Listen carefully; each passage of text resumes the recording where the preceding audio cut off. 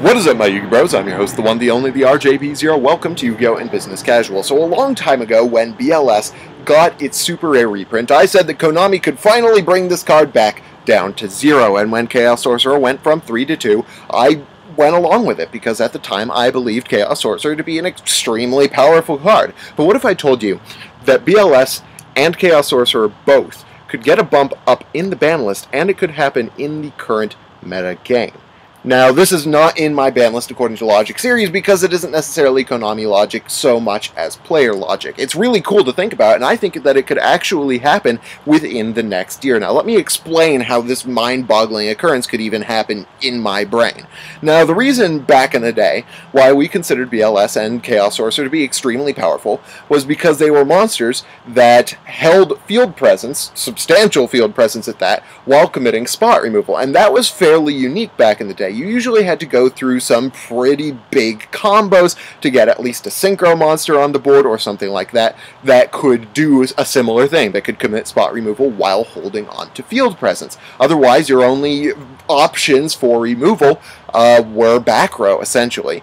But in today's metagame, that is not at all a unique quality of monsters. We have tons of monsters in the game that can commit removal without having to lose any field presence, and I would even venture to say that some of these in today's metagame could be even better than BLS and Chaos Sorcerer at doing what they do. For instance, BLS and Chaos Sorcerer are both totally unsearchable in the current metagame. BLS does have a searcher in the OCG, in this card that you can activate to discard a warrior to search a warrior from your deck, but we really don't have that in the TCG. At the moment, it is considered to be an OCG exclusive card, and we aren't necessarily going to get it released in the near future in the TCG, and Chaos Sorcerer really just doesn't have anything. But we have a lot of monsters in today's metagame that have the ability to be extracted from the deck and be able to commit this spot removal that we talk about when we talk about BLS and Chaos Sorcerer. For instance, Moral Talk can be special summoned from the deck as not just an ignition, but as a trigger. When your opponent is making a play, you can block that play by special summoning the Moral Talk from your deck and then committing spot removal.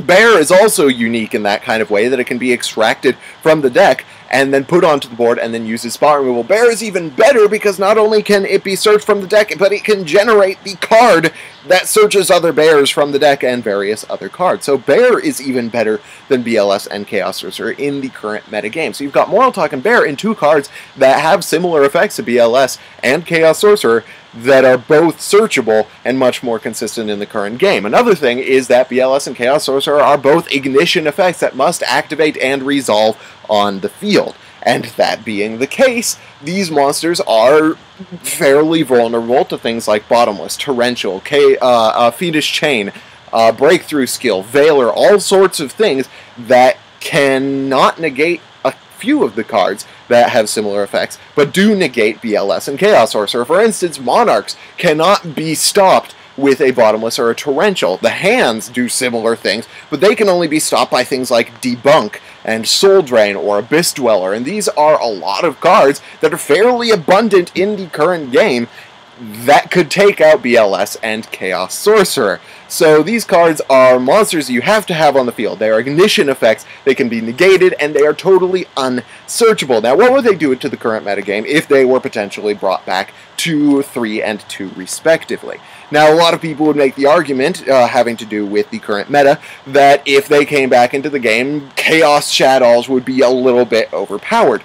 But if you think about it, they could actually promote diversity, because not only would they work for Chaos Shadows, but they could also allow Light Sworns to be extremely powerful without the Dragon Rulers, meaning that the Dragon Rulers could potentially get hit, and Chaos Light Sworns, or Twilight, could still be used. They can also even be used in Satella Knights because they have that, what's it called, the Moonlit Pappy Operative, the Butter Spy thing that when you have a warrior you can special summon it. A lot of Satella Knight decks in the OCG are using that card, which is a dark monster, so that you can use it as BLS and Chaos Sorcerer fuel. So this could actually promote diversity in the coming formats. Not only that, but it can actually bring back Piper Chaos, and Piper Chaos is a deck that has a numerous set of potential reprints in the 5D's Legendary Collection, so it could even have some benefit for Konami. Just let me know what you guys think.